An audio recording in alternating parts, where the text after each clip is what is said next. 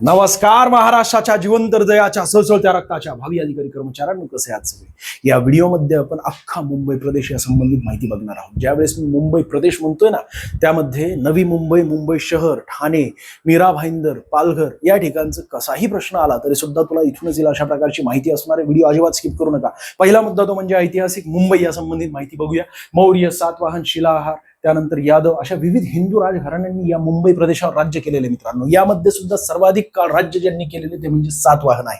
सुरुवातीला कोळी समाजाचे वास्तव्य होते। कोळी समाज सर्वाधिक प्रमाण ते म्हणजे कोकणामध्ये आढळतं आणि त्यातल्या त्यात सुरुवातीला कोळी समाज त्या ठिकाणी वास्तव्याला होता आणि या कोळी समाजाचे आराध्य दैवत होते मुंबादेवी। आणि यावरूनच 1995 मध्ये मनोहर जोशी हे मुख्यमंत्री असताना शिवसेना आणि भाजप यांची संयुक्त सरकार होती ना, तर त्यांच्यामध्ये आपल्या महाराष्ट्राचे ते मुख्यमंत्री होते मनोहर जोशी। त्यांच्या काळामध्ये 1995 ला बॉम्बेचं मुंबई असं करण्यात आलं।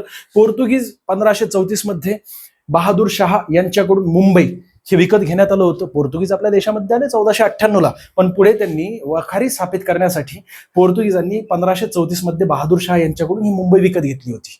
आणि मग पुढे कालांतराने पोर्तुगीज राजकुमारी कॅथरीन ऑफ ब्रेगांझा हिचे लग्न इंग्लंडचा राजा दुसरा चार्ल्स यांच्यासोबत झाले आणि म्हणून पोर्तुगीजांनी मुंबई हे हुंडा म्हणून ब्रिटिशांना दिले होते आणि तेही वर्ष केव्हा तर 1661 मध्ये दिले होते। आणि मग कालांतराने ब्रिटिश सरकारने केवळ 10 पाऊंड वार्षिक भाडे तत्वावर ईस्ट इंडिया कंपनीला हे मुंबई प्रदेश दिला होता मित्रांनो। बाकी मुंबई स्पेशल माहिती यामध्ये भारताचे न्यूयॉर्क मुंबईला का म्हटलं जात असतं त्याचं कारणच हे आहे की जगाची आर्थिक राजधानी न्यूयॉर्क आहे, त्याचप्रमाणे आपल्या भारताची आर्थिक राजधानी मुंबई असल्यामुळे भारताचे न्यूयॉर्क त्याला म्हटलं जात असतं। भारताचे हॉलिवूड का म्हटलं जात असतं, कारण बॉलिवूडचं केंद्रकच मुंबई आहे। ज्याप्रमाणे हॉलिवूड त्याप्रमाणे आपल्या भारतात बॉलिवूड असतं आणि बॉलिवूडचे केंद्रक मुंबईमध्ये असल्यामुळे भारताचे हॉलिवूड त्याला म्हटलं जात असतं। बिग कोकोनट का म्हटलं जातं, कारण किनारी प्रदेशामध्ये त्या ठिकाणी कोकोनटचं उत्पादन सर्वात जास्त घेतलं जायचं पूर्वी। आज म्हटलं तर शहरीकरण बऱ्यापैकी त्या ठिकाणी झाल्यामुळे 100% शहरीकरण झाल्यामुळे तिथे पण सुरुवातीपासून द बिग कोकोनट म्हणून त्याला ओळखलं जातं। त्यानंतर मॅक्झिमम सिटी, घनता सर्वात जास्त असल्यामुळे मॅक्झिमम सिटी, सर्वात जास्त लोक त्या ठिकाणी राहतात 1 किलोमीटर स्क्वेअर मध्ये, अशा प्रकारची ती सिटी आहे आणि सर्वात मोठी म्हणलं तरी चालेल आज जर बघितलं तर। बाकी स्वप्नांचे शहर म्हणून या मुंबई शहराला ओळखलं जात असतं। त्याचं कारणच हे की अनेक लोक स्वप्न घेऊन येत असतात वेगवेगळी, परंतु काहींचे स्वप्न पूर्ण होतात, काहींचे स्वप्न तसेच राहत असतात, पण तरी सुद्धा स्वप्नाचं शहर त्याला म्हटलं जात असतं। 7 आयलंड सिटी असं का म्हटलं जात असतं, कारण 7 बेट एकत्रित केले ज्या व्यक्तीने, त्याचं नाव लक्षात ठेवा, जोराल्ड अँझियर यांनी 1677 मध्ये, ते खऱ्या अर्थाने आपल्या भारतामध्ये आले होते 1672 ला। ज्यावेळेस आले त्यावेळेस त्यांनी मुंबई प्रदेश बघितला। या मुंबई प्रदेशातील हे वेगवेगळे 7 बेट एकत्रित केलं तर एक बऱ्यापैकी मोठं बंदर आपल्याला मिळू शकतं। तर हे सर्वात अगोदर ज्यांच्या मनामध्ये आलं ते म्हणजे जोराल्ड अँझियर आणि यांनी जेराल्ड अँझियर यांनी मग पुढे 1677 पर्यंत अख्खा एक प्रदेशच तयार केला। हे जे 7 बेटा आहेत या संबंधित तुम्हाला प्रश्न विचारला जातो, लक्षात ठेवा। मुंबई, माहीम, वरळी, परळ, माझगाव, कुलाबा आणि छोटा कुलाबा अशा प्रकारचे एकूण 7 बेटा आहेत आणि या 7 बेटांना एकत्रित करून अशा प्रकारे हे संपूर्ण मुंबई प्रदेश तयार करण्यात आलेला आहे। सर्वात महत्वाचं म्हणजे ज्यावर तुम्हाला प्रश्न विचारला जात असतो ते म्हणजे मुंबईचे शरीफ, यांनाच नगरपाल असं म्हटलं जात असतं। आज आपल्या भारतातील वेगवेगळ्या शहरांपैकी केवळ 2च शहरांमध्ये अशा प्रकारचं पद तयार करण्यात आले, शरीफ म्हणजेच नगरपाल, आणि ते आहे मुंबई आणि कोलकाता या ठिकाणी। यांचं कामच हे असतं की परदेशातून वेगवेगळे जे प्रमुख नेते आलेले आहेत त्यांचं स्वागत करणे, या व्यतिरिक्त राष्ट्रीय स्तरावरील महत्वाचे नेते त्यांचं स्वागत करणे आणि त्यांना मुंबई संबंधित माहिती देणे, अशा प्रकारचं त्यांचं कार्य असतं। नियुक्ती महाराष्ट्राचे राज्यपाल करत असतात। राज्यपालांसंबंधित आपल्या राज्यघटनेतील 153व्या कलमामध्ये तरतूद करण्यात आलेली आहे। सध्या राज्यपाल चर्चेमध्ये, त्याचं कारणच हे आहे की याच वर्षी राज्यपाल आपले बदललेले आहेत। मग ते कोण आहेत ते तुम्हाला कमेंट करायचे, कमेंट नक्की करा। प्रत्येक कमेंटला मी स्वतः उत्तर देणार आहे। मुख्यमंत्र्यांच्या सल्ल्याने त्यांची नियुक्ती केली जात असते। त्यांचा कार्यकाळ केवळ 1 वर्षाचा असतो। या मुद्द्यावर आजपर्यंत 4 ते 5 वेळा प्रश्न विचारला गेलेला आहे आणि सर्वात महत्वाचं म्हणजे ज्यावर तुम्हाला प्रश्न विचारला जाऊ शकतो, यापूर्वी सुद्धा विचारला गेलेला आहे, स्वातंत्र्यानंतर मुंबईचे पहिले शरीफ महादेव लक्ष्मण डहाणूकर होते मित्रांनो।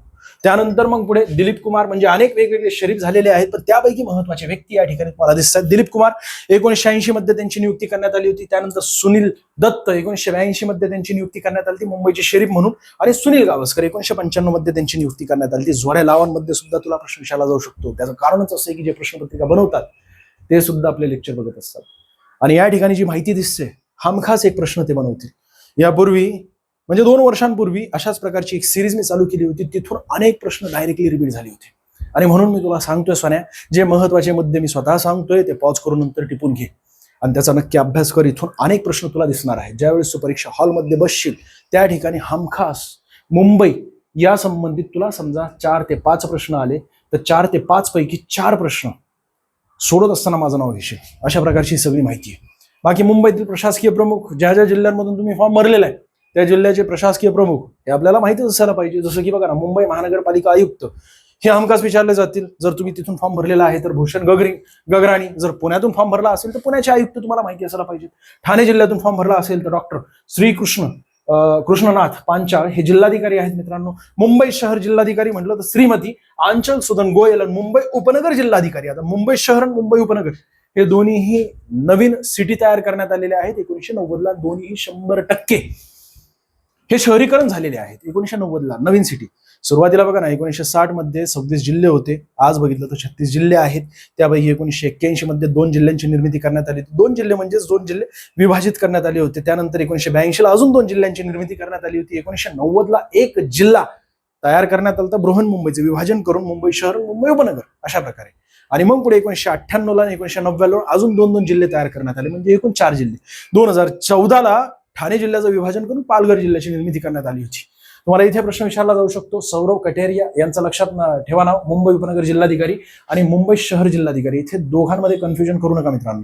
बाकी मुंबई महानगर प्रदेश विकास प्राधिकरण म्हटलं तर यालाच MMRDA असं म्हटलं जात असतं, म्हणजेच Mumbai metropolitan region development authority, ज्याची स्थापना 1975 मध्ये झाली होती. पायाभूत सुविधांचा विकास करायचा आहे आणि हा केवळ मुंबई शहराचाच नाही तर मुंबईच्या आसपासचा जो प्रदेश आहे ना त्याचा पायाभूत सुविधांचा विकास करणे हे काम यांच्याकडे असतं. 1975ला स्थापना झाली होती. सध्या त्याचे प्रमुख आहेत एकनाथ शिंदे, जे की आपल्या महाराष्ट्राचे उपमुख्यमंत्री सुद्धा आहेत. ठीक आहे.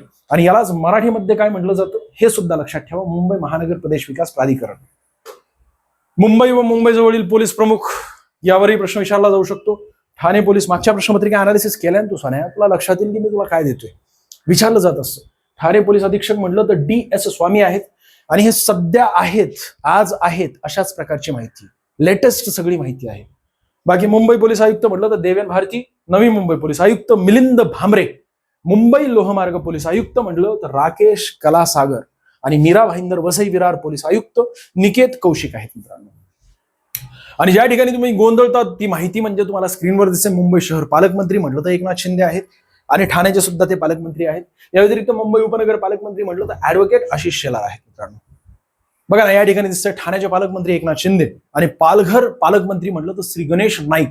वनमंत्री आहेत आणि महाराष्ट्र राज्याचे वनमंत्री ते आहेत. महाराष्ट्रातील पोलीस दलातील प्रमुख व्यक्ती ज्यांची आत्ता नियुक्ती करण्यात आलेली आहे. मागच्या वर्षीच्या प्रश्नपत्रिका जर तुम्ही बघितल्या त्यामध्ये सरसकट सगळ्या जिल्ह्यांमध्ये तुम्हाला विचारलं होतं की महाराष्ट्राचे सध्याचे महासंचालक कोण आहेत, पोलीस महासंचालक कोण आहेत. तशाच प्रकारे याही वर्षी विचारलं जाईल, कमीत कमी निम्म्यापेक्षा जास्त जिल्ह्यांमध्ये विचारलं जाईल या मुद्द्यावर. सदानंद दाते सध्या आहेत. 1 जानेवारी 2026 पासून त्यांनी कार्यभार स्वीकारलेला आहे. आणि सगळी माहिती मित्रांनो जिल्हा विशेष जो आहे ना आपल्या महाराष्ट्र पब्लिकेशनचं पुस्तक आहे, जबरदस्त पुस्तक आहे. अजूनही घेतलं नसेल तर घेऊन टाका. या पुस्तकामध्ये आजपर्यंतची सगळी अपडेटेड माहिती तुम्हाला मिळेल. लवकरात लवकर घ्या, चांगलं पुस्तक आहे. यामध्ये जिल्हास्तरीय परीक्षांसाठी आवश्यक इत्यंभूत माहिती, अपडेट, चालू घडामोडी, जिल्ह्यातील या आधी आलेले प्रश्न पत्रिका स्पष्टीकरण सुद्धा आहे. मागे दिसतात तुम्हाला हे बघा सगळे प्रश्न आलेले आणि त्यांचं स्पष्टीकरण सहित आम्ही माहिती या पुस्तकामध्ये समाविष्ट केलेली आणि सरसकट सगळे मुद्दे या पुस्तकात मित्रांनो.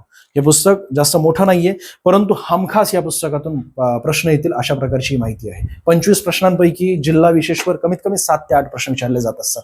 त्यासाठी आपण जिल्हा विशेष माहिती घेणं फार गरजेचं असतं. गुन्हे अन्वेषण विभाग म्हणजे CID चे पोलीस प्रमुख जे आहेत सध्या आपल्या महाराष्ट्राचे बरं का, सुनील रामानंद आहेत. आणि पोलीस खात्याशी संबंधित असलेले वेगवेगळे जे संस्था ज्यांचे मुख्यालय आपल्या मुंबईमध्ये, त्या संबंधित आता माहिती बघणार आहोत. व्हिडिओ जर आवडला असेल, आतापर्यंत माहिती जर ठीक वाटली असेल तुम्हाला तर नक्कीच लाईक करा. हा पहिला भाग असणार आहे. भाग 2 मध्ये सुद्धा अजून भरपूर काही माहिती, म्हणजे काही आणि कसाही प्रश्न घेऊ दे सोन्या, हे 2 भाग बघतो. ओके मध्ये थँक्यू होऊन जाशील. तुला लक्षात येईल ज्यावेळेस परीक्षा हॉलमध्ये त्या ठिकाणी काळं करत बसशील ना, काळं म्हणजेच उत्तर काढत बसशील ना, त्याच वेळेस तुला लक्षात येईल की राहुल सरांनी या 2 भागांमध्ये जे माहिती घेतली होती त्यातून अनेक प्रश्न आलेले. ACB म्हटलं तर अँटी करप्शन ब्युरो, लुचपत विषयक गुन्ह्यांच्या तपासासाठी याची स्थापना करण्यात आली. मुख्यालय वरळी या ठिकाणी. वरळी कुठे आलं? मुंबईमध्ये झालं की नाही. आणि प्रमुख संजीव कुमार सिंगल आहेत सध्या या ठिकाणी तुम्हाला दिसतात. आणि ते सिंगलच आहेत. सिंगल म्हणजे सिंगल बरं का. कायदा लाचलुचपत प्रतिबंधक कायदा 1988चा, यानुसार याची स्थापना करण्यात आली 1988लाच. बाकी ATS लॉंग फॉर्म तुम्हाला विचारलं जात असतं. या पूर्वीच्या प्रश्नपत्रिका बघितल्या की लक्षात येईल. सरसकट कोणत्याही जिल्ह्यामधून तुम्ही फॉर्म भरा. हे महत्वाचे असे पोलीस डिपार्टमेंटशी संबंधित असलेल्या संस्था आहेत. अँटी टेररिझम स्क्वॉड त्याला म्हटलं जात असतं, म्हणजेच दहशतवाद विरोधी पथक आहे. मुंबईमध्ये मुख्यालय स्थापना 2004 मध्ये झाली होती. सुरुवातीला मुंबई पोलीस दलाची विशेष शाखा म्हणून ही कार्य करत होती 1993 पर्यंत. बरोबर, 1993 पासून स्थापना करण्यात आली होती. त्यानंतर मग 2004ला याला अँटी टेररिझम स्क्वॉड असं म्हटलं गेलं. ATS ची स्थापना करणारे महाराष्ट्र हे पहिले राज्य अख्ख्या भारतामध्ये बरं काय. हा एक मुद्दा फार महत्वाचा आहे. यावरही प्रश्न विचारला जाईल. विधानच्या स्वरूपांमध्ये विचारलं तर आगामी काळात विचारलं जाऊ शकतं यावर्षी तुम्हाला याच मुद्द्यावर. एक तर लॉंग फॉर्म याचा विचार करा, त्यानंतर मुख्यालय या संबंधित विचारलं जाईल, स्थापना एक आहे, आणि पुढीलपैकी कोणते राज्य हे प्रथम आहे असा जर प्रश्न विचारला ATS ची स्थापना करणार तर आपलं महाराष्ट्र राज्य. सध्याचे प्रमुख नवल बजाजे. आणि ज्यावेळेस तू सोन्या प्रश्नपत्रिका सोडत असतो एक गोष्ट लक्षात ठेव, पर्यायात जर महाराष्ट्र असेल ना तिथे क्लिक कर. जर तुला माहित नसेल तर, जर माहित असेल तर जे काही योग्य उत्तर आहे, पण कमीत कमी तुला सोडवायचंय, तुक्का मारायचंय, कारण निगेटिव्ह मार्किंग नाहीये. त्यासाठी जर पर्यायात महाराष्ट्र असेल तर त्या ठिकाणी क्लिक करायचं. सहसा आपल्याला महाराष्ट्रासंबंधित जास्तीत जास्त माहिती विचारली जात असते. बाकी कार्य दहशतवादी कारवायांना प्रतिबंध करणे या उद्देशाने ATS ची स्थापना करण्यात आली होती. यालाच अँटी टेररिझम स्क्वॉड असं म्हटलं जात असतं. मायाडोळस संपवले ना या ATSनेच. संपवले म्हणजेच एन्काउंटर केलं होतं. गृहरक्षक दल म्हणजे होमगार्ड, स्वयंसेवी पोलीस संघटना म्हणून याला ओळखलं जात असतं. पूर्वी होमगार्ड हा पार्श्वभूमी 1946 साली मुंबईत जातीय दंगली झाल्या, त्याचे शमन करण्यासाठी गृहरक्षक दलाची स्थापना करण्यात आली होती. तळागाळापर्यंत पोहोचणारी एक महत्वाची अशी संस्था आहे बरं का. म्हणजे यांना डायरेक्टली अटक करण्याचा अधिकार नसतो, परंतु हे पोलिसांपर्यंत सगळी माहिती पोहोचवत असतात की अशांतता जर पसरलेली असेल किंवा ज्या काही चुकीच्या गोष्टी चालू असतील कुठं ग्राउंड स्तरावर, तर पोलिसांपर्यंत माहिती पोहोचवायचं काम यांचं असतं. स्थापना 6 डिसेंबर 1946ला झाली या संस्थेची, आणि मुख्यालय मात्र मुंबईमध्ये आहे. तुम्ही मुंबईमधून फॉर्म भरा किंवा कुठूनही फॉर्म भरा, तुम्हाला हमखास या ठिकाणी या मुद्द्यावर प्रश्न विचारला जाईल. ब्रीद वाक्य, निष्काम सेवा आणि लोगो लक्षात ठेवा अशा प्रकारे आहे. आजपर्यंत लोगोवर तुम्हाला प्रश्न विचारला नाहीये, पण आगामी काळात तुम्हाला लोगोचा फोटो दिला जाईल आणि पुढीलपैकी कोणत्या संस्थेचं हे लोगो आहे अशा प्रकारे प्रश्न विचारला जाऊ शकतो. आणि बाकी ब्रीद वाक्य यावर वारंवार प्रश्न विचारले जात असतात. प्रमुख सध्या रितेश कुमार आहेत. या ठिकाणी मला त्यांचा फोटो दिसतोय आणि DGPचा दर्जा असतो. प्रमुखांना महासमादेशक असंही म्हटलं जात असतं, DGP. ठीक आहे. बाकी कायदा मुंबई DGPचा दर्जा असतो, त्या लेवलचे असतात ते. DGP म्हटलं जात नाही त्यांना, महासमादेशक असं म्हटलं जात असतं. कायदा मुंबई होमगार्ड कायदा 1947, आणि 1947च्या कायद्यानुसार स्थापना झालेली, म्हणजे 1946ला झाली, पुढे 1947ला कायदा करण्यात आला. सध्याचे प्रमुख रितेश कुमार. या ठिकाणी मला त्यांचा फोटो दिसतोय. यांचं कार्य असतं महाराष्ट्र पोलिसांना सहाय्यक भूमिका करणे. बाकी होमगार्ड म्हणून 3 वर्षे सेवा दिल्यास पोलीस भरतीसाठी आरक्षण सुद्धा मिळत असतं. MSF म्हणजेच महाराष्ट्र सिक्युरिटी फोर्स. एकदा बघू द्या मला, रेकॉर्डिंग होते का? यस होते. MSF म्हणजे महाराष्ट्र सुरक्षा बल याला म्हटलं जात असतं. महाराष्ट्र सिक्युरिटी फोर्स स्थापना 2010 मध्ये झाली होती. मुख्यालय मुंबई या ठिकाणी आहे. कायदा महाराष्ट्र राज्य सुरक्षा महामंडळ कायदा 2010चा करण्यात आला आणि त्यानुसार याची स्थापना करण्यात आलेली. ब्रीद वाक्य लक्षात ठेवा. ब्रीद वाक्यावर प्रश्न विचारला जात असतो. सुरक्षा, विश्वास. आता सध्या आपण राष्ट्रीय स्तरावरच्या आणि राज्य स्तरावरच्या महत्वाच्या अशा पोलीस दलाशी संबंधित असलेल्या संस्था बघत आहोत. या संस्था भले तुम्ही मुंबईमधून फॉर्म भरला नसेल तरी सुद्धा तुम्हाला परीक्षेमध्ये विचारलं जाईल. त्यासाठी ज्यांनी पोलीस भरतीचा अभ्यास करत असलेले तुमचे मित्र असतील त्यांना हा व्हिडिओ नक्की पाठवा आणि त्यांना सांगा ठीक आहे मुंबईमधून फॉर्म भरला नसेल तर मुंबईचं स्किप करून ज्या महत्वाच्या संस्था आहेत त्यांचा अभ्यास करा, त्यांच्या नोट्स काढा, आणि विशेषतः त्यांचा लॉंग फॉर्म, त्यांच्या स्थापना, कायद्यासंबंधित विचारलं जात असतं. या व्यतिरिक्त अजून तुम्हाला ब्रीद वाक्य विचारलं जातं. सुरक्षा आणि विश्वास आहे. प्रशिक्षण केंद्र बघा, सावंतवाडी सिंधुदुर्ग या ठिकाणी याचं म्हणजे MSFचं. आणि कार्य महत्वाच्या सरकारी कार्यालयांना सुरक्षा देणे अशा प्रकारचं एक महत्वाचं कार्य यांचं असतं. मग महत्वाच्या सरकारी कार्यालय कोणकोणते असतात? जसं की RBI आहे, त्यानंतर SBI आहे, त्यानंतर अजून ज्या वेगवेगळ्या महत्वाच्या ज्या महारत्न कंपन्या असतात, सरकारच्या असतात, नवरत्न कंपन्या असतात, मिनिरत्न कंपन्या असतात, त्या ठिकाणी संरक्षण प्रदान करण्याचं काम यांचं असतं. SID म्हणजे स्टेट इंटेलिजन्स डिपार्टमेंट याला म्हटलं जातं, म्हणजेच काय राज्य गुप्त वार्ता विभाग. याची स्थापना ज्यावेळेस झाली ती 1905 ला, त्यावेळेस पुणे या ठिकाणी झाली होती.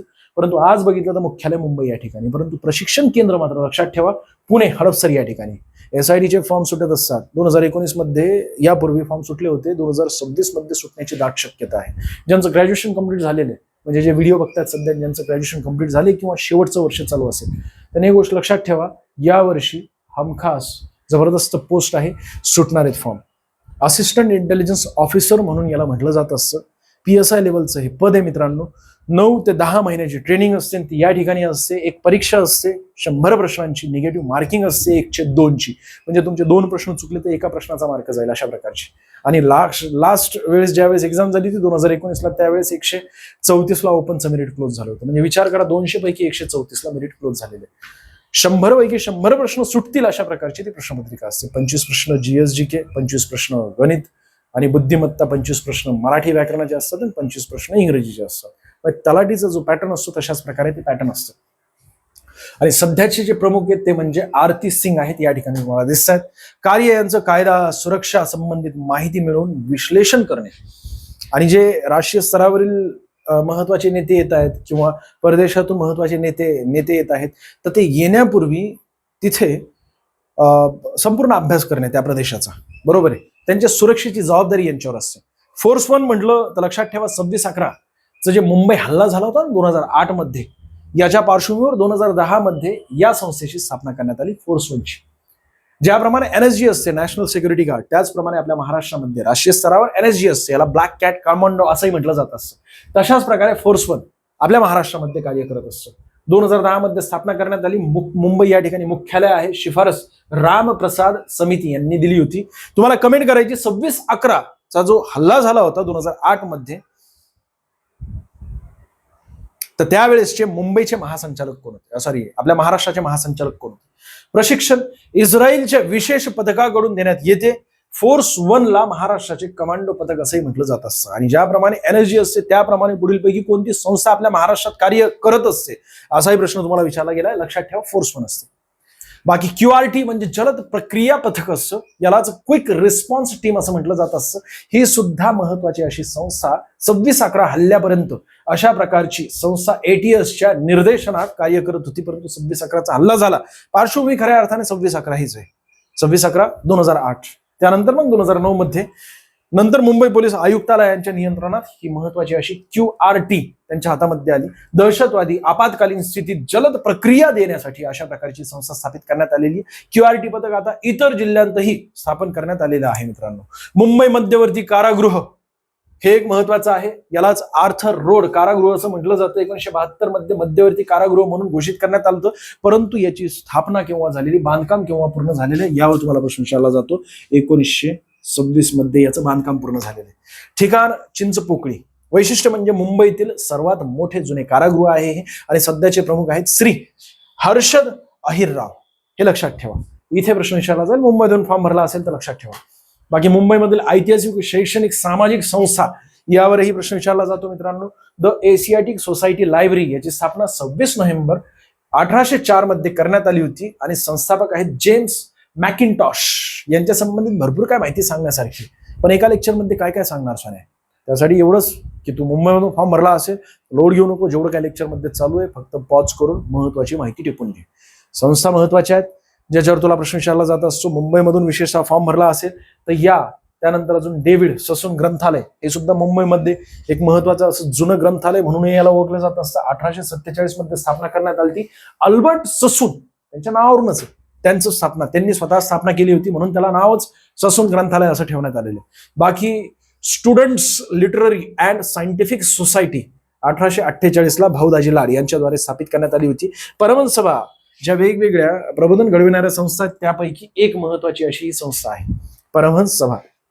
ब्राह्मो समाजाची स्थापना झाली होती ना 1828 ला, त्याचा प्रभाव परमहंस सभेवर पडलेला दिसतो. या व्यतिरिक्त अजून प्रार्थना समाजावर सुद्धा ब्राह्मो समाजाचा प्रभाव पडलेला दिसतो. खऱ्या अर्थाने जर आपण बघितलं तर ब्राह्मो समाजाचा प्रभाव परमहंस सभेवर पडला होता, परंतु भारतीय ब्राह्मो समाज केशवचंद्र सेन यांनी स्थापित केलेला 1866ला.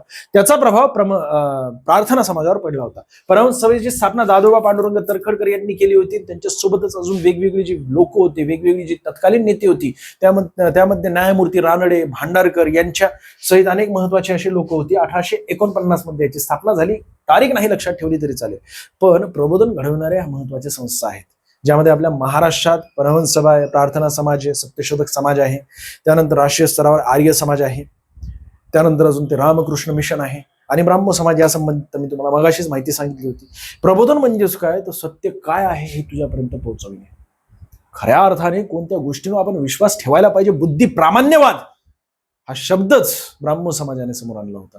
ब्राह्मो समाजाचे संस्थापक राजाराम मोहन रॉय. नाव निघाले म्हणून सांगतो तुला सोने की राजाराम मोहन रॉय यांनी अनेक महत्वाचे असे त्यावेळेसचे प्रयत्न केलेले आहेत. सती प्रथा समूळ नष्ट करण्यामागे त्यांचा मोलाचा वाटा होता. त्यांच्या सख्या बहिणी, ज्यांनी लहानाचं त्यांना मोठं केलं, आई समान त्यांनी सांभाळलं होतं त्यांना, आणि त्यांचे वडिलो समान असलेले मोठे बंधू यांचं निधन झालं. निधन झाल्यानंतर त्यांच्या सख्या वहिनी या सती गेल्या होत्या. त्यांनी ते डोळ्याने बघितलं होतं आणि त्यामुळे असं पुन्हा घडू नये दुसऱ्यांसोबत, तर सती प्रथेला खऱ्या अर्थाने आपल्या ग्रंथांमध्ये आधार आहे का हे शोधायचा त्यांनी प्रयत्न केला आणि शेवटी त्यांना उत्तर मिळालं की नाही. मग त्यांनी प्रयत्न केला की हे समूळ नष्ट होणं गरजेचं आहे. तशाच प्रकारे परमहंस सभेने सुद्धा अनेक महत्वाचे असे कार्य केलेले. प्रार्थना समाज याने सुद्धा, सत्यशोधक समाज पुण्यामध्ये स्थापित झालेलं, त्याचे जे संस्थापक आहेत ते म्हणजे महात्मा ज्योतिबा फुले. 1873 मध्ये सत्यशोधक समाजाची स्थापना करण्यात आली होती. पुढे आर्य समाजाची स्थापना 1875 करण्यात आली. स्वामी दयानंद सरस्वती यांच्याद्वारे स्थापित करण्यात आलेले 1898 मध्ये रामकृष्ण मिशनची स्थापना करण्यात आली होती स्वामी विवेकानंद यांच्याद्वारे, आणि त्यांनी प्रबोधन घडवलेलं आहे. बॉम्बे असोसिएशन ही राजकीय संघटना आहे पहिली आपल्या देशातील, आणि ती आपल्या मुंबईमध्ये स्थापित झाली होती. राजी फरदूनजी आणि जगन्नाथ शंकर शेठ यांच्याद्वारे.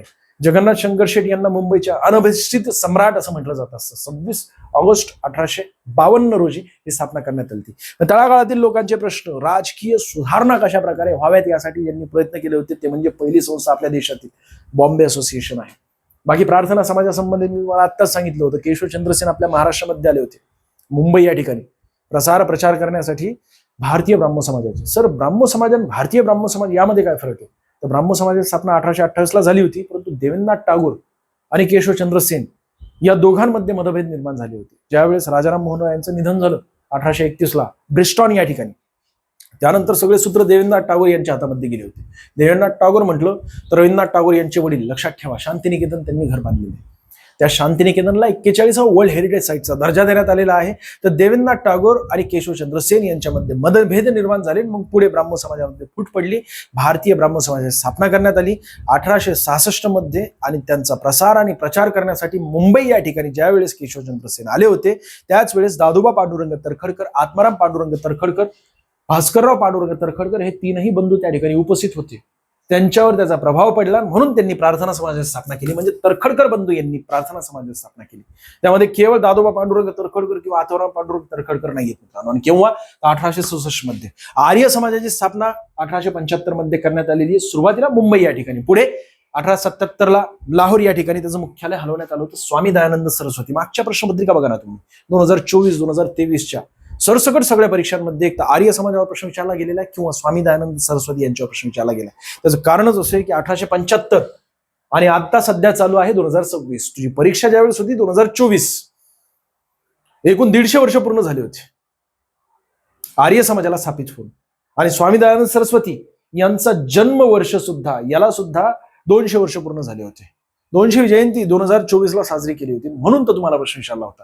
ज्या घटनांना इतिहासातील 200 वर्ष, 100 वर्ष, 150 वर्ष पूर्ण झालेले असतात, 75 वर्ष पूर्ण झालेले असतात, 50 वर्ष पूर्ण झालेले असतात, त्या घटनांवर तुम्हाला प्रश्न विचारला जात असतो. जसं की 2019 इस्रोला 50 वर्ष पूर्ण झाले होते. 1959 मध्ये इस्रोची स्थापना झालेली. त्यामुळे तुम्हाला लॉंग फॉर्म विचारला होता इस्रोचा. इस्रोची स्थापना कोणी केली हा सुद्धा प्रश्न विचारला होता. विक्रम साराभाई यांनी इस्रोची स्थापना केलेली. इंडियन स्पेस रिसर्च ऑर्गनायझेशन असं इस्रोला म्हटलं जात असतं. आणि विक्रम साराभाई यांचं सुद्धा 100वी जयंती होती. मुळात संस्थेची स्थापनेची सुद्धा 50वं वर्ष होतं, आणि ज्यांनी स्थापित केलेले त्यांचं सुद्धा 100वी जयंती होती. या दोन्ही गोष्टी एकत्रित झाल्या, त्यामुळे तुम्हाला प्रश्न विचारला होता. शारदा सदन एक महत्वाचे 1889 मध्ये स्थापना करण्यात आली होती. पुढे पुणे या ठिकाणी, कुठे तर केडगाव इथे हे याचं मुख्यालय हलवण्यात आलं. पंडिता रमाबाई यांनी स्थापित केलं होतं. ज्या समाज सुधारक आहेत ना, 5 महिला समाज सुधारक, त्यामध्ये पंडिता रमाबाई या सुद्धा आहेत. म्हणजे 5 महिला समाज सुधारक यांच्यावर तुम्हाला प्रश्न विचारला जातो तुमच्या पोलीस भरतीमध्ये. बॉम्बे प्रेसिडेन्सी असोसिएशन 1885 मध्ये स्थापित करण्यात आलेली ही एक महत्वाची संस्था होती. फिरोजशाह मेहता, बद्रुद्दीन तय्यब जे न्यायमूर्ती KT Telang brothers in law असं यांना म्हटलं जात असतं. अशा प्रकारे 3ही व्यक्तींनी मिळून 1885 मध्ये बॉम्बे प्रेसिडेन्सी असोसिएशनची स्थापना केली होती. 3ही नेते हे मवाळ नेते होते मित्रांनो. बहिष्कृत हितकारिणी सभा 1924 मध्ये स्थापित करण्यात आली. डॉक्टर बाबासाहेब आंबेडकर यांच्याद्वारे मुंबई याच ठिकाणी त्याचं मुख्यालय होतं. बाकी मुंबईचे अनभिष्टित सम्राट म्हणलं किंवा मुंबईचे शिल्पकार, आधुनिक मुंबईचे शिल्पकार नाना जगन्नाथ शंकर शेठ आहे. ज्यावेळेस 1853 मध्ये रेल्वेची सुरुवात करण्यात आली होती लॉर्ड डलहौसी यांच्या काळामध्ये. 1853 ला मुंबई ते ठाणे 34 किलोमीटर धावली होती रेल्वे. एकूण 3 इंजिन होते. त्यामध्ये साहिब, सुलतान आणि अजून एक नाव आहे मला आता लक्षात नाहीये, परंतु 3 इंजिन आणि 14 डब्याची ती रेल्वे 400 प्रवासी त्यामध्ये बसले होते. तर त्या पहिल्या रेल्वेमध्ये नाना जगन्नाथ शंकर शेठ हे सुद्धा बसले होते. यांनीच प्रयत्न केले होते की आपल्या देशामध्ये रेल्वेची सुरुवात व्हावी. त्यासाठी त्यांनी निधी सुद्धा पुरवला होता इंग्रजांना, म्हणून आयुष्यभर त्यांना पास सुद्धा दिलं होतं प्रवासाचं. तर ते आहेत नाना जगन्नाथ शंकर शेठ. मुंबईचे सिंह म्हणलं तर फिरोजशाह मेहता. आधुनिक मुंबईचे शिल्पकार म्हणलं तर मुंबईचे संस्थापक गेराल्ड ॲगियर मुंबईचे पहिले गव्हर्नर आहेत मित्रांनो. पुस्तक या ठिकाणी तुम्हाला दिसतंय. तुम्ही जर मुंबई शहरामधून फॉर्म भरला असेल, मुंबई उपनगर कुठूनही तुम्ही फॉर्म भरला असेल कोकणामधून, हे जबरदस्त पुस्तक आहे. जिल्हा विशेष यामध्ये मित्रांनो जिल्हास्तरीय परीक्षांसाठी आवश्यक इतंबित माहिती दिलेली अपडेट चालू घडामोडी सुद्धा आहे. जिल्ह्यातील या आधी आलेल्या प्रश्नांचं स्पष्टीकरण सुद्धा या पुस्तकामध्ये तुम्हाला बघायला मिळेल. म्हणजे तुम्हाला स्वतःला एक प्रकारे एक मॅच्युरिटी येते की कशा प्रकारे आपल्याला प्रश्न विचारले जाऊ शकतात. 2023 ला असे प्रश्न विचारले होते, याचा अर्थ 2025 ला किंवा 2026 ला आता या वर्षी कशा प्रकारे नेमके प्रश्न विचारले जाऊ शकतात ते तुम्ही स्वतः प्रश्न बनवू शकता. आणि यामध्ये संभाव्य प्रश्न सुद्धा समाविष्ट केलेले आहेत, त्यांचं स्पष्टीकरण सुद्धा दिलेलं आहे. सफिशियंट माहिती आहे मित्रांनो. हे पुस्तक छोटंच आहे आणि जास्त महाग सुद्धा नाहीये. वेळ सुद्धा जास्त जाणार नाही तुमचा हे वाचायला, परंतु या पुस्तकातून तुम्ही 25 पैकी GSG केला 7 ते 8 प्रश्न इथून दिसतील तुम्हाला. आधुनिक मुंबईचे शिल्पकार म्हटलं किंवा मुंबईचे संस्थापक गेराल्ड ॲगियर आहेत, मुंबईचे पहिले गव्हर्नर आहेत. यापूर्वी 2023 मध्ये सुद्धा अशाच प्रकारे मी एक व्हिडिओ बनवला होता मुंबई संबंधित. अनेकांनी त्या ठिकाणी कमेंट केलेल्या आहेत खाली की जे तुम्ही घेतलं होतं तिथून अनेक प्रश्न आले, तशाच प्रकारे आले. याही व्हिडिओमध्ये खाली तुम्ही ज्यावेळेस तुमची परीक्षा होईल त्यावेळेस तुम्ही स्वतः कमेंट कराल. ही आपली कमिटमेंट आहे सोन्या. तशा प्रकारची माहिती आहे आणि म्हणून तर तुला सांगतोय ना, जर व्हिडिओ आवडत असेल ना तुझ्याकडून मला काही नको सोन्या, तू फक्त लाईक केलं तर त्यामध्येच शिक्षकांना मोटिवेशन मिळत असतं. तू फक्त लाईक कर, जास्तीत जास्त विद्यार्थ्यांना शेअर कर आणि तुला जर व्हिडिओ आवडत असेल तर अशा प्रकारे कमेंट सुद्धा कर. हाईप सुद्धा ठोकून दे. हाईपने तुझ्या अकाउंटमधून पैसे जाणार नाही सोन्या, फक्त आणि फक्त मोटिवेशन मिळत असतं.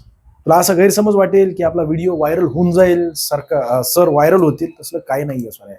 युट्यूबवरून महाराष्ट्र अकॅडमीला काहीच मिळत नाही. फक्त आणि फक्त तू प्रवाहात राहावा यासाठी महाराष्ट्र अकॅडमीद्वारे दिवसभरात लाईव्ह लेक्चर असतात. या व्यतिरिक्त अजून रेकॉर्डेड महत्त्वाचे लेक्चर जे आहेत ते आम्ही तुम्हाला तुमच्यापर्यंत पोहोचवत असतो.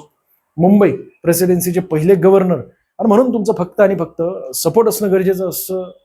तशा प्रकारे लाईक करणं गरजेचं असतं. बघा ना, मुंबई प्रेसिडेन्सीचे पहिले गव्हर्नर म्हटलं तर माउंट स्टुअर्ट एल्फिन्स्टन आहेत. 1818 मध्ये मुंबई हा जो प्रांत आहे ना पेशवाईचा अस्त्र झाला होता, तुम्हाला सर्वांना माहिती ना. त्यावेळेसचे जे ईस्ट इंडिया कंपनीचे कमांडो होते या मुंबई प्रांताचे, ते म्हणजे माउंट स्टुअर्ट एल्फिन्स्टन होते. आणि मग नंतर हा मुंबई प्रांत ब्रिटिशांच्या हातामध्ये गेला 1818 ला आणि मग 1818 ला हेच पहिले गव्हर्नर झाले होते. त्यांना ऑफर सुद्धा दिली गेली होती पुढे अख्ख्या भारताचं गव्हर्नर जनरल ऑफ इंडिया होण्याची, परंतु त्यांनी नाकारलं होतं. मुंबई प्रेसिडेन्सीचे शेवटचे गव्हर्नर म्हटलं तर श्री प्रकाश, या ठिकाणी मला त्यांचा फोटो दिसतोय. मुंबई शहर उपनगर प्राथमिक माहिती बघा मित्रांनो. क्षेत्रफळ विचारलं तर 157 चौरस किलोमीटर. सर्वात लहान जिल्हा आहे आपल्या महाराष्ट्रातील एकूण 36 जिल्ह्यांपैकी. आणि सर्वात मोठा अहिल्यानगर हा जिल्हा आहे.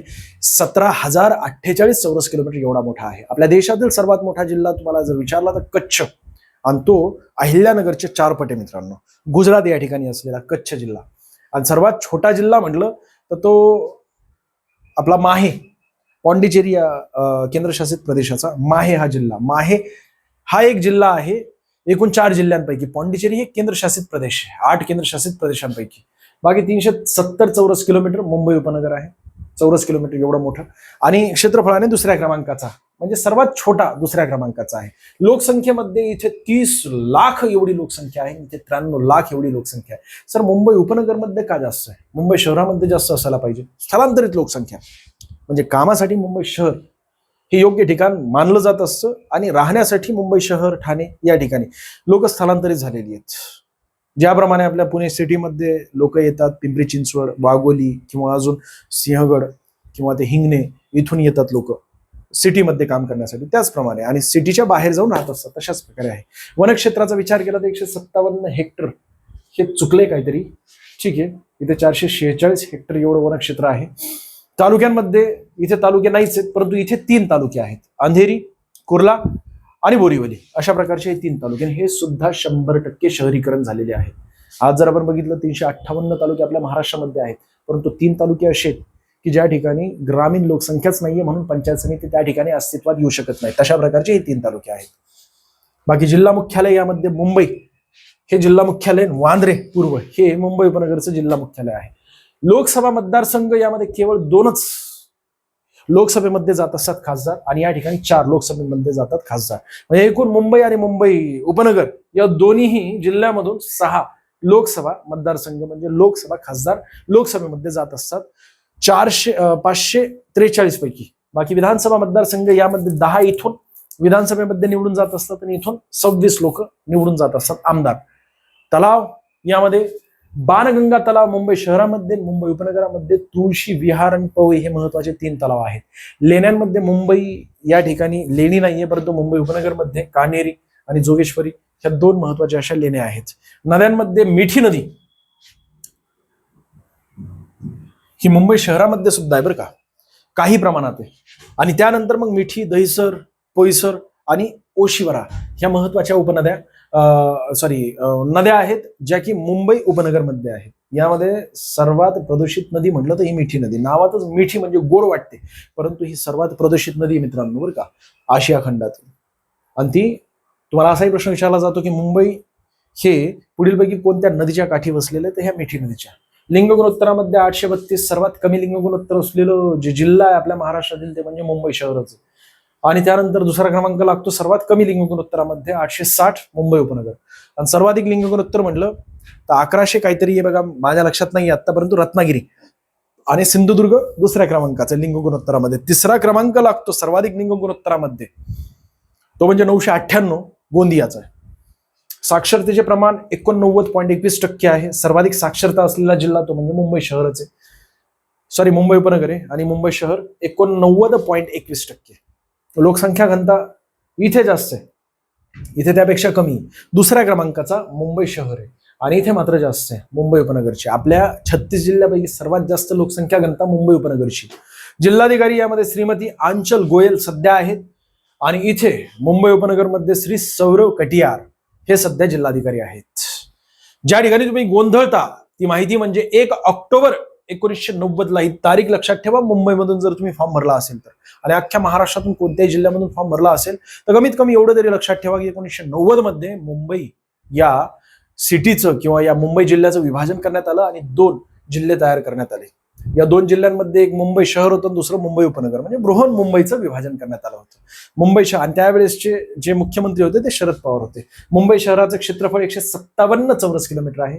मुंबई उपनगराचे क्षेत्रफळ 446 चौरस किलोमीटर आहे. मुंबईचे मनपाचे एकूण क्षेत्रफळ 480.24 चौरस किलोमीटर आहे.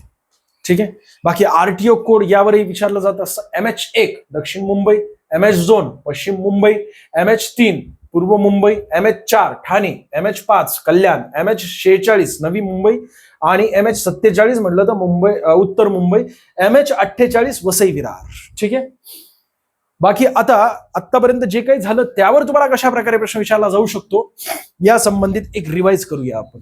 म्हणजे जे काही आत्ता मी 10 मिनिटांमध्ये घेणार आहे त्या सर्व मुद्द्यांची नोट्स नक्की काढा मित्रांनो. बाकी भाग 2 मध्ये राहिलेला भाग आपण कव्हर करणार आहोत, आणि तो पुढच्या लेक्चरमध्ये येईल.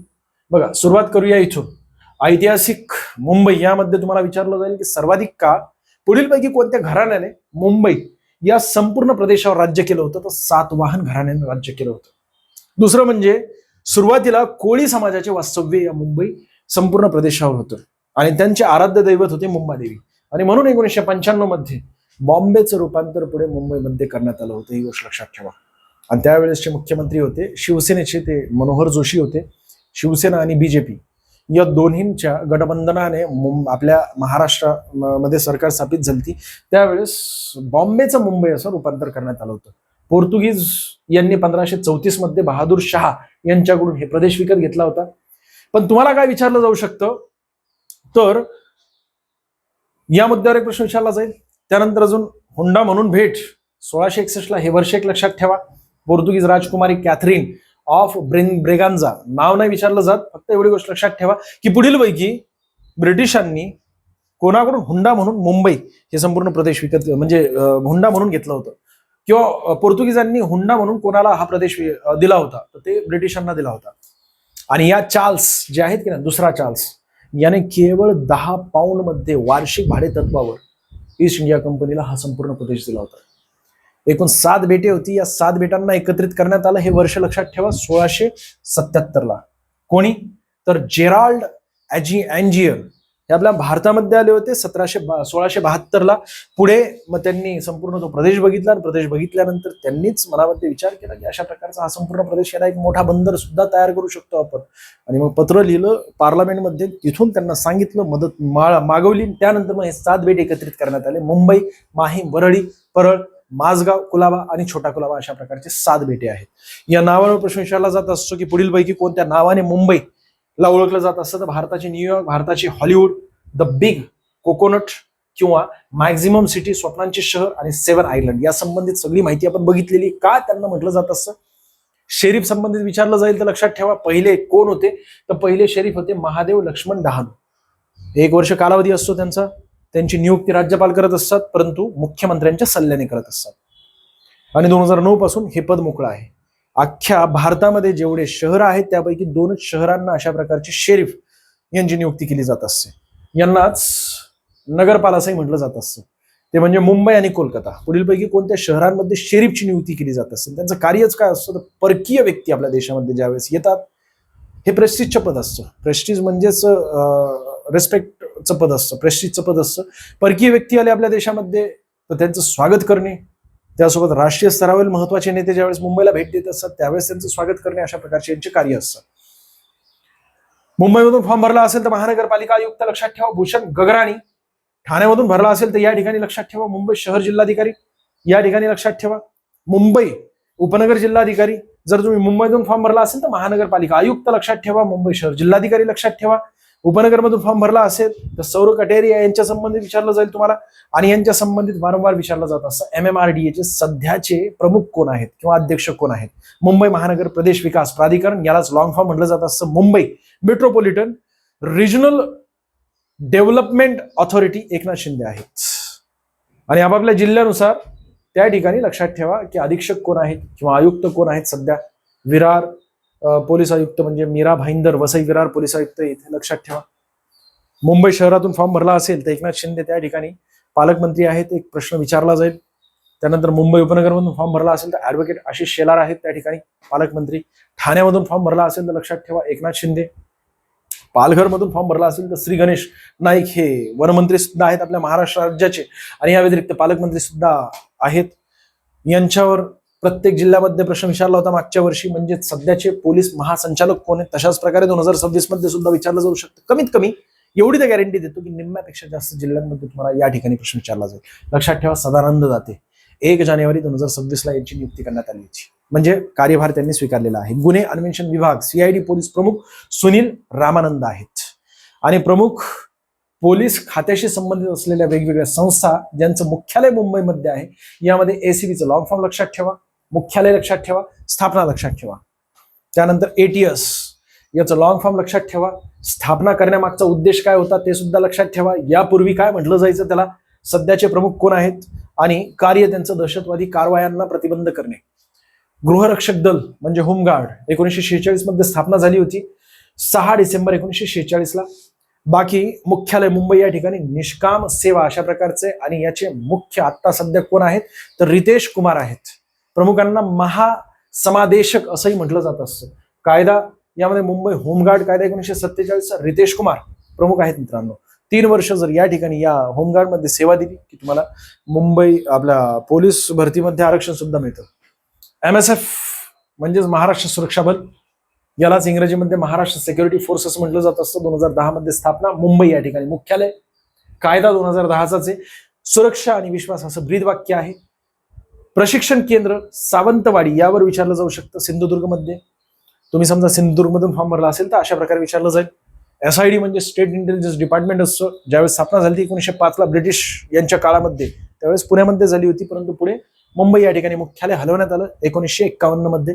आणि सहआयुक्त आहेत आरती सिंग, या ठिकाणी तुम्हाला त्यांचा फोटो दिसतोय, परंतु त्याचं प्रशिक्षण केंद्र मात्र अजूनही पुण्यामध्येच आहे. कुठे तर हडपसर या ठिकाणी.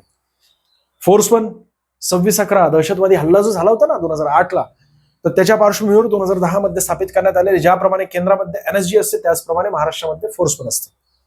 प्रशिक्षण इस्रायलच्या विशेष पथकाकडून दिलं जात असतं. फोर्स 1ला महाराष्ट्राचे कमांडो असंही म्हटलं जात असतं. आणि QRT म्हणजे क्विक रिस्पॉन्स टीम, 26/11 हल्ला झाला होता त्यावेळेस यांची आवश्यकता पडली होती. त्यामुळे 26/11च्या हल्ल्यापर्यंत अशा प्रकारची संस्था ATS कडे होती, परंतु ही संस्था गेली आता मुंबई पोलीस आयुक्तालयांच्या नियंत्रणाखाली. आणि अशाच प्रकारची संस्था वेगवेगळ्या जिल्ह्यांमध्ये सुद्धा स्थापित केली जात आहे. मुंबई मध्यवर्ती कारागृह 1972 मध्ये मध्यवर्ती कारागृह म्हणून घोषित करण्यात आलं होतं. त्याला आर्थर रोड कारागृह असं जुनं नाव आहे त्याला. आणि स्थापना 1926 म्हणजे बांधकाम पूर्ण झालं होतं त्याचं, आणि स्थापना 1972ला करण्यात आलेली. ही श्री हर्षद अहिरराव हे सध्या मुख्य आहेत त्यांचे. आणि या संस्था यांच्यावर आपण अभ्यास केला होता आता. या सर्व संस्था पॉज करून बऱ्यापैकी टिपून घ्या. मुंबईचे अनभिषिक्त सम्राट यावर तुम्हाला प्रश्न विचारला जातो. मुंबईचे सिंह म्हणलं तर फिरोजशाह मेहता आहेत मित्रांनो, परंतु मुंबईचे अनभिषिक्त सम्राट म्हणलं तर नानाशंकर शेठ. मुंबई पायाभूत सुविधांचा विकास सुरुवातीला ज्यांनी केला होता ते म्हणजे हेच आहेत, नानाशंकर शेठ. मुंबईचे शिल्पकार आहेत, हिऱ्यांचे व्यापारी होते त्यांचे वडील. पण त्यांचे वडील हे ज्यावेळेस 17 वर्षांचे होते त्याच वेळेस त्यांच्या वडिलांचं निधन झालं. आणि त्या संपत्तीचा त्यांनी योग्यरित्या समाज सुधारण्यासाठी, समाजचा विकास करण्यासाठी वापर केला, मुंबईचा विकास करण्यासाठी. आणि त्यामुळे त्यांना अनभिषिक्त सम्राट असं म्हटलं जात असतं. आणि मुंबईचे शिल्पकार म्हणूनही त्यांना ओळखलं जात असतं. नाना मुरकुटे असं त्यांचं नाव आहे बरं का, नाना शंकर शेट्टी यांचं. मुंबईचे सिंह फिरोजशाह मेहता, आधुनिक मुंबईचे शिल्पकार, मुंबईचे संस्थापक गेरॉल्ड ॲगियर मुंबईचे पहिले गव्हर्नर होते. ठीक आहे. मुंबई प्रेसिडेन्सीचे पहिले गव्हर्नर म्हणलं तर माउंट स्टुअर्ट एल्फिन्स्टन, आणि मुंबई प्रेसिडेन्सीचे शेवटचे गव्हर्नर श्री प्रकाश आहेत. इथे दोघांचं कम्पेअर केलेलं आहे, हे सुद्धा लक्षात ठेवा. यातही तुम्हाला काय विचारलं जाईल तर क्षेत्रफळ विचारलं जाईल, कारण सर्वात छोटं असल्यामुळे. आणि मुंबई उपनगरचं सुद्धा क्षेत्रफळ विचारलं जाईल. काही पुस्तकांमध्ये हे सुद्धा दिलेली माहिती. माझ्यामध्ये मुंबई उपनगरचं क्षेत्रफळ आहे. मला एकदा पडताळून बघावं लागेल, नाही तर तुझ्या लगेच कमेंट येतात सोन्या. चांगला असेल तर कमेंट येत नाही, तुला व्हिडिओ आवडला तर तशा प्रकारे कमेंट करत नाही. पण एक चुकी असेल ना तर लगेच कमेंट येत असते तुझी, मला माहिती ना. बाकी तालुके नाहीत या ठिकाणी. 3 तालुके, कोणकोणते तालुके इथे दिसतात तुम्हाला. ठीक आहे. मिठी नदी संबंधित लक्षात ठेवा, मुंबई शहरमधून काही प्रमाणात वाहते, परंतु मुंबई उपनगरमध्ये मोठा भाग मिठी नदीचा आहे. आणि आशिया खंडातील सर्वात प्रदूषित नदी कोणती तर हीच मिठी नदी आहे मित्रांनो. दहिसर, पोईसर, ओशिवर अशा प्रकारच्या वेगवेगळ्या नद्या आहेत. लिंग गुणोत्तरामध्ये सर्वात कमी लिंग गुणोत्तर 832, केवळ 1000 पुरुषांमागे, ते म्हणजे मुंबई शहराचं आहे. आणि मुंबई उपनगरचं 860 आहे. क्षेत्रफळाचा जर विचार केला, घनतेचा विचार केला तर सर्वाधिक घनता 1 किलोमीटर स्क्वेअर मध्ये राहणारी ती म्हणजे मुंबई उपनगरची आपल्या महाराष्ट्रात. आणि मुंबई शहराची 2ऱ्या क्रमांकाची घनतेचा विचार केला तर प्रथम क्रमांक लागतो साक्षरतेमध्ये अख्ख्या महाराष्ट्रामध्ये मुंबई उपनगरचा. इथले IAS या ठिकाणी म्हणजे जे कलेक्टर आहेत ते, आणि या ठिकाणी कलेक्टर हे. ज्या ठिकाणी तुम्ही गोंधळता ती माहिती इथे दिसते तुम्हाला. RTO नंबर या ठिकाणी दिसतात. राहिलेला भाग आपण पुढच्या लेक्चरमध्ये बघूया. व्हिडिओ आवडला असेल तर लाईक करा, जास्तीत विद्यार्थ्यांना शेअर करा. अशाच प्रकारची अत्यंत महत्त्वाची माहिती बघण्यासाठी अजूनही सबस्क्राईब केलं नसेल तर करून टाका. माझ्याकडून काय चुकलं असेल तर क्षमा असू द्या.